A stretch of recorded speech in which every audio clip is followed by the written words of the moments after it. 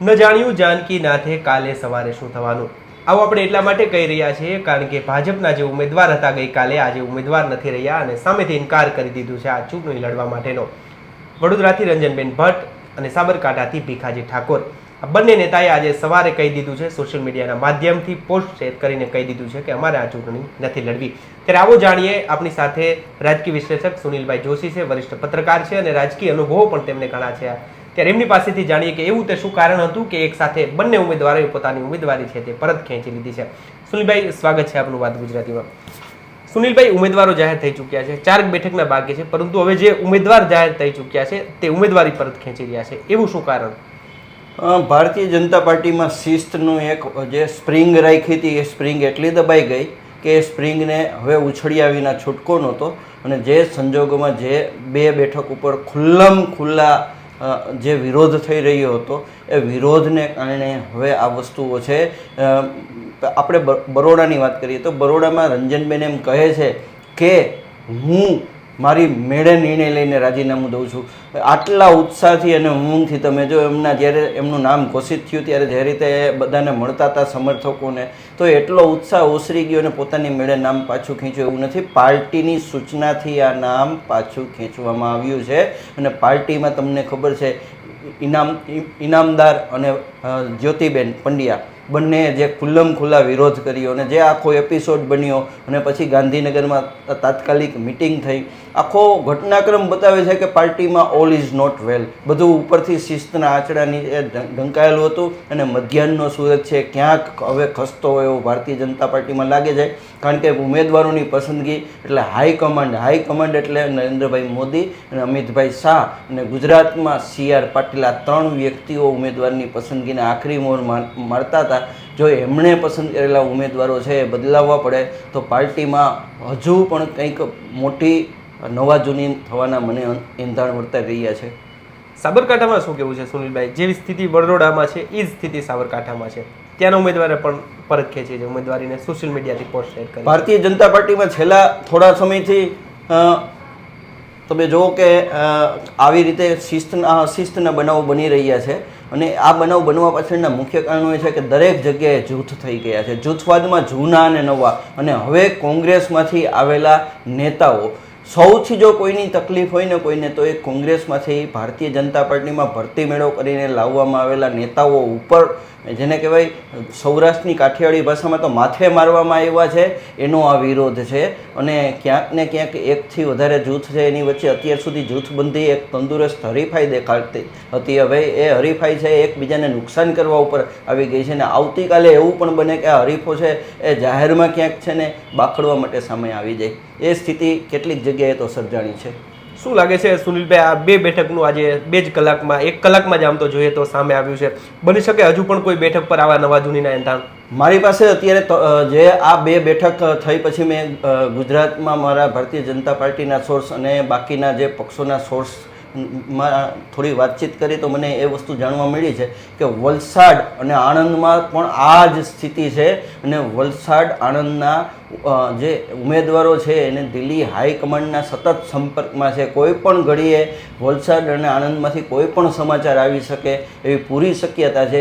એ હું તમને છેલ્લા 10 મિનિટના ડેવલપમેન્ટ ઉપરથી કહું છું. કારણ કે ભારતીય જનતા પાર્ટીની જે જૂથબંધી છે એ હવે જાહેર આવી છે અને ક્યાંક હાઈકમાન્ડના કંટ્રોલની બહાર ગઈ છે.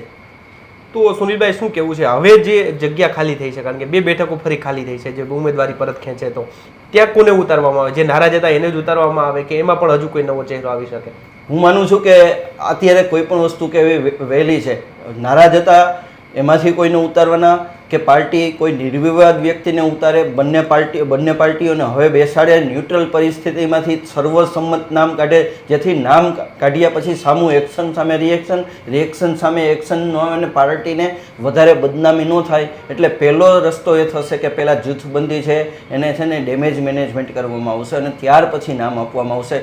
હું અત્યારે કહું છું કે નામ આપવું વહેલું છે. પહેલાં પાર્ટીની આંતરિક બાબતો છે એને સ્થિર કરવામાં આવશે અને એ ઓવરનાઇટ ઓપરેશન થશે અને ત્યારબાદ આ થશે. હું તો કહું છું કે ધૂળેટી પહેલાં હોળી આવે. આજે ભારતીય જનતા પાર્ટીને એવું થયું છે ધૂળેટીની પિચકારીથી રમવાની બદલે અહીંયા પાર્ટીમાં હોળી સર્જાઈ ગઈ છે. એટલે પરિસ્થિતિ એટલી સામાન્ય નથી કે કોઈ નામ બીજું કાર્ડમાંથી કાઢીને દઈ દીધું. હવે નામ કાઢતા પહેલાં હાઈકમાન્ડને પણ ઘણું વિચારવું પડશે અને 17 ગણે જે પાણી ગાળવું પડશે એ આ 2 બેઠક ઉપર ગાળવું પડશે. સર, એક વાત બનાસકાંઠાની પણ ચર્ચાઈ રહી છે કે ભાઈ બનાસકાંઠામાં બની શકે આ રીતે જે શરૂ થયો છે, આ જે ઉમેદવારો પરત ખેંચી રહ્યા છે, વોર શરૂ થયો છે. બનાસકાંઠાથી ભાજપમાંથી રેખાબેન છે, કોંગ્રેસમાંથી ગેનીબેન છે.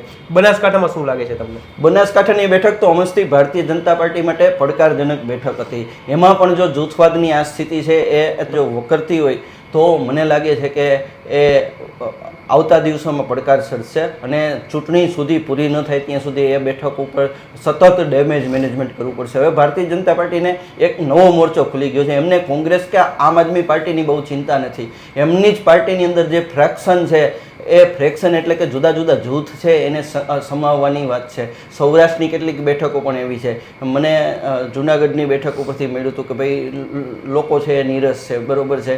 એવી રીતે રાજકોટની બેઠકમાં પણ 2-3 બનાવો એવા બની ગયા છે કે જે થોડું બતાવે છે કે ક્યાંક ને ક્યાંક છે અસંતોષ છે. કદાચ છે ને પાર્ટી એટલી અત્યારે લોખંડી સ્થિતિમાં છે એટલે કોઈ કાર્યકર કે નેતાઓ જે અસંતુષ્ટ નેતાઓ છે એ બહાર આવીને નથી લડવા માગતા, પણ એમને માટે પણ નાવર નેવર જેવું છે. આવતા 5 વર્ષ સુધી રાહ જોવા જેવી નથી. એટલે કોઈને કોઈ ટૂલ્સ દ્વારા આ વસ્તુઓનો વિરોધ થઈ રહ્યો છે જે આ વખતે વડોદરા અને સાબરકાંઠામાંથી દેખીતી રીતે બહાર આવ્યો છે. સુનિલભાઈ, કોઈ પણ ઉમેદવાર ઉપરથી જે લોકસભા વિસ્તાર હોય છે, મતદાર વિસ્તાર હોય છે, એના સમીકરણો નક્કી થતા હોય છે. તો હવે ભાજપે ઉમેદવાર બદલ્યા છે, તો બની શકે કોંગ્રેસમાં પણ ઉમેદવાર બદલ્યા છે તો એ જ જગ્યા પર બદલી શકે એવું?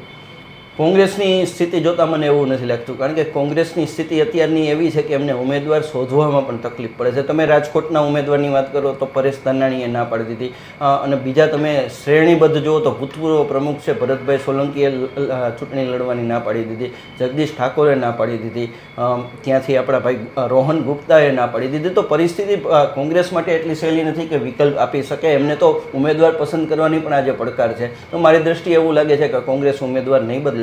જ્યાં રજૂ કરવાના બાકી છે અથવા જેમના નામ ડિક્લેર નથી ત્યાં કદાચ એવું કરે કે જેને કહેવાય કે જ્ઞાતિના ઇક્વેશન માટે કોઈ ઉમેદવાર છે ને બેલેન્સ કરે. અન્યથા એવો બહુ ચાન્સ નથી. એમની પાસે અત્યારે વિકલ્પો નથી. એમની પાસે ક્રાઇસિસ છે નેતાગીરીની અને એવા ઉમેદવારોની. આ સાબરકાંઠા અને આપણે બરોડા બેઠક, બંને બેઠકનું જોતા એવું પરિણામ બની શકે કે હવે જે સૌરાષ્ટ્રની 3 અને એક મહેસાણા 4 બેઠક બાકી છે, આ 4 બેઠકના હજી ઉમેદવારીનો નામ જાહેર થતા લંબાવાય થોડું આ સ્થિતિ સર્જાય છે એના કારણે બનવા જોગ છે. રજાના દિવસો છે એમાં છે આ જ ઓપરેશન થશે. એટલે આજથી તમે માનો શનિ રવિ સોમ એ છે આમ જુઓ તો જાહેર રજાના દિવસો આવશે. લોકો જ્યારે હોળી ધૂળેટીની મજા માણતા હશે ત્યારે ભારતીય જનતા પાર્ટીના હાઈકમાન્ડને જે અત્યાર સુધી એમના પડિયા બોલ ઝીલાતા હતા એ પડિયા બોલ હવે ક્યાંક ઉથાપવામાં આવે છે. તો આ 2 દિવસમાં ફરીને મનોમંથન થશે પાર્ટીનું, હાઈકમાન્ડનું. અને હું તો માનું છું કે નજીકના દિવસોમાં જ અમિત શાહ છે એ ગુજરાતનો સીધો હવાલો ગુજરાતમાં પણ આવીને લઈ શકે છે. મને તો એ સ્થિતિ આવા સંજોગોમાં લાગે છે.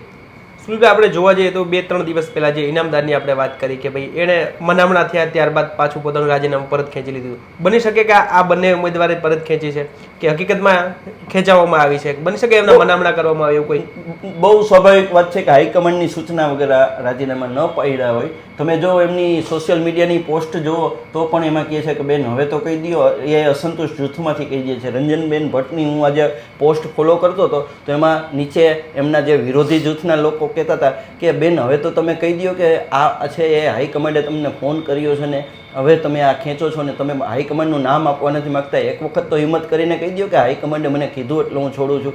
મતલબ કે હજી આંતરિક બાબતો છે સંપૂર્ણ રીતે બહાર નથી આવી અને પાર્ટી લાઇનમાં હોવાનો દેખાવ કરે છે, પરંતુ કોઈને રાજીનામું ખેંચવું ગમે નહીં. રાજીનામું અને બેઠક આપી દીધા પછી કોઈ બેઠક પડતી ન મૂકે પણ એમને ફરજ પાડવામાં આવી હોય. શું લાગે સુનિલભાઈ, હવે આ બંને બેઠક ઉપર નવા ઉમેદવાર જાહેર થતા કેટલા દિવસ લાગશે?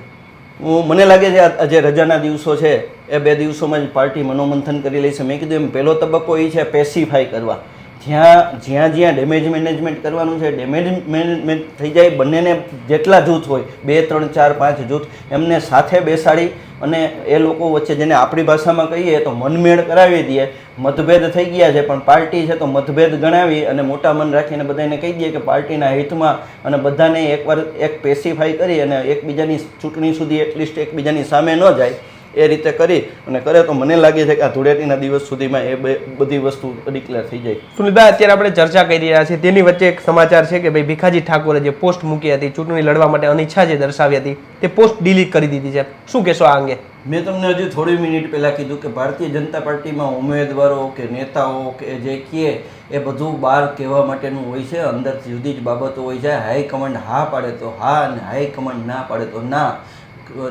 કોઈની એવી ઈચ્છા હોતી નથી કે પોતે ચૂંટણી લડે અને ન લડે, અનિચ્છા વ્યક્ત કરે. મને એવું લાગે છે કે આપણે જે વચ્ચે વાત થઈ ત્યારે મેં તમને કીધું કે ભારતીય જનતા પાર્ટીને વિરોધ પક્ષનો હવે ડર જ નથી રહ્યો. અહીંયા કોંગ્રેસની કોઈ એવી સ્થિતિ નથી અને આમ આદમી પાર્ટી તો વરસાદમાં જેમ દેખાય એવી રીતે દેખાય છે ને પછી પાછી ચાલી જાય છે. એનો એક મર્યાદિત વિસ્તાર છે.